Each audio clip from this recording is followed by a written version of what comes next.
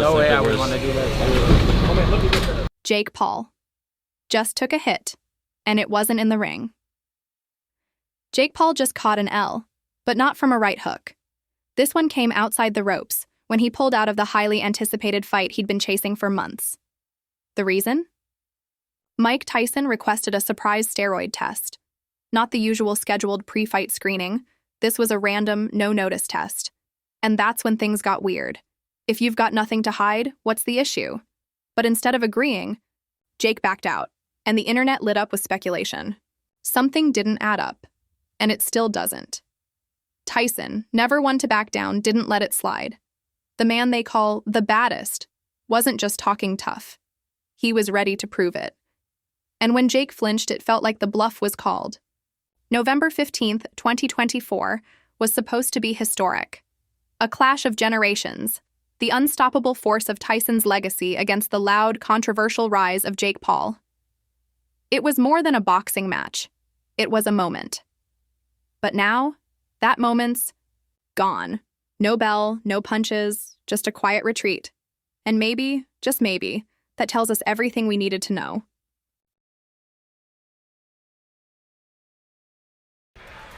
We got a YouTuber fighting the greatest fighter that ever lived. The fight that rocked the sports world. Without a single punch. The announcement alone sent shockwaves through the sports world. One tweet, one headline, and suddenly the internet was ablaze with takes, predictions, and passionate debates. Jake Paul versus Mike Tyson. It didn't matter that one was a YouTuber turned boxer and the other a living legend. The matchup was electric, and everyone had something to say. Could Jake really handle the pressure? Could he survive even a round with the man once feared by the entire heavyweight division? Even with his streak of headline-grabbing wins, many believed Jake had finally stepped into waters too deep. Social media turned into a frenzy.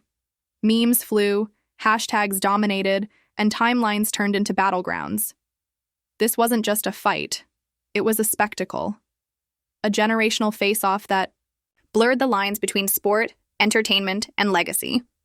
Jake Paul, always ready for the spotlight, thrived in the chaos. Riding high on victories that had quieted some of his critics, he leaned into the hype. But what came with the confidence was something more. Swagger that bordered on arrogance. He didn't pull punches online. Every time these fighters sit across from me and it's YouTuber, it's Disney Channel, all that shit, and then you end up on the fucking canvas and you'll see it's gonna be no different here. Tyson's silence spoke louder than Jake's noise. If Jake Paul thought his trash talk would rattle Mike Tyson, he miscalculated badly. Tyson, the former heavyweight terror known for his thunderous knockouts, didn't flinch. He didn't clap back, didn't take the bait. He didn't need to. His silence carried the weight of a man who's been to the top, hit rock bottom, and climbed his way back with nothing but grit. While Jake filled the headlines with barbs and bravado, Tyson stayed in the shadows, focused, calm, unshaken. He wasn't playing the game of internet soundbites and social media skits. He was preparing for war. When pressed about Jake's constant taunting, Tyson said little, but what he did say hit like a left hook. He promised a fight that would serve as a reminder, a violent flashback to an era when one name struck fear into every opponent who dared step into the ring, Mike Tyson. Then came August 18th, 2024, a day that was supposed to be business as usual. Just another pre-fight press conference full of hype and posturing. But the second Tyson entered the room, everything shifted. He didn't just walk in, he owned it. Quietly intense, sharp-eyed, and composed, Tyson exuded a presence that turned the circus into a battlefield. And Jake Paul, usually the moment, looked rattled. For once, his swagger stalled. Be in good shape because your health depends on it. Tyson changed the rules, and Jake cracked. Mike Tyson didn't just show up to promote a fight. He came to rewrite the playbook. And when he spoke, the room listened. First, he dropped the hammer. The fight could only be won by knockout. No TKOs, no referee stoppages, no technicalities. Just a clean, decisive KO, the kind that leaves zero doubt. For a second, the room froze. Then came the gasps, the stunned faces, the whispers. Did he really just say that? Yeah. He did. Because that's Tyson. It wasn't just a twist in the rules. It was a message, loud and clear. If you want to beat me, you're going to have to lay me out cold. There'd be no shortcuts, no gray areas, no lucky breaks. Just 2 fighters, 1 ring, and a finish you'd feel in your chest. And just when everyone thought Tyson was done, he dropped another bomb. Mandatory, random, drug testing. Not the routine, scheduled kind. Tyson wanted unannounced, catch-you-off-guard testing, the kind that leaves no time to clean up, the kind that exposes whatever's really going on behind the scenes. Everyone knew exactly who that was aimed at. Jake Paul, the king of controlled chaos, followed by whispers of rigged fights, odd stoppages, and just 2 perfect endings. The internet's favorite wildcard suddenly looked a whole lot less in control. Tyson wasn't playing games. No weird wins. No cloud of doubt. No stain on his legacy. This was going to be a real fight. And if Jake wanted in, he'd have to play by real rules.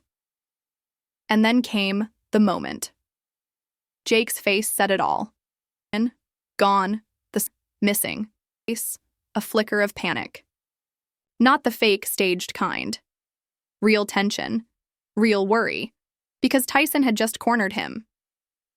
With no TKO escape hatch and drug tests looming at any moment, Jake's path to victory suddenly looked like a minefield. This wasn't hype anymore.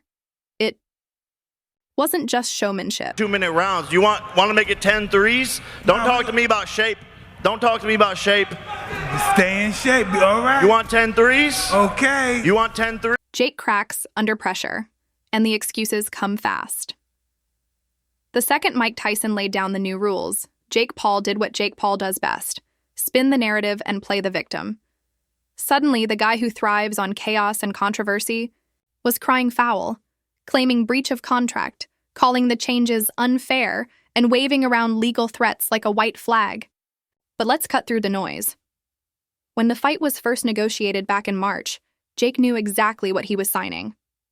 He agreed, publicly, that Tyson could set the terms. There were no hidden clauses, no fine print, no dirty tricks. Just a straight-up agreement. So when Tyson dropped the KO-only rule and demanded random drug testing, Jake's meltdown wasn't about fairness. It was a panic response from a fighter who realized he was out of his depth. The media, of course, ran wild with it. Headlines screamed contract chaos and Paul pushes back. But for those who've watched Jake's rise, it was a familiar pattern. When things get real, Jake gets rattled. Dodge, deflect, distract. Classic Paul. Meanwhile, Tyson? Ice cold. The man didn't blink. He's been through bigger wars, inside and outside the ring. Jake's drama didn't faze him. His message stayed the same. This fight will be clean, brutal, and undeniable. No gimmicks, no excuses, just a real fight, the kind that defines legacies. And with that, the tone of the entire event shifted. What started as a flashy crossover match had transformed into something far more serious. Tyson's demands didn't just raise the bar, they put the soul of the sport back at the center. This wasn't just about clout or clicks anymore. This was about integrity, about what boxing should be. As November 15, 2024, inches closer, one thing is clear. Win or lose, Tyson has already changed the game. He's reminded the world what real fighters look like, and forced Jake to face a truth he couldn't meme his way out of. Naturally, Jake took to social media, his battlefield of choice, blasting Tyson with a flurry of rants and accusations. But this time, the usual cocky confidence was gone. What fans saw instead was something rare. A rattled, raging Jake Paul. He accused Tyson of sabotaging the fight, claiming the last-minute rule changes were designed to rig the outcome. But anyone paying attention could see through the smoke. Tyson didn't rig the fight, he stripped away the fluff.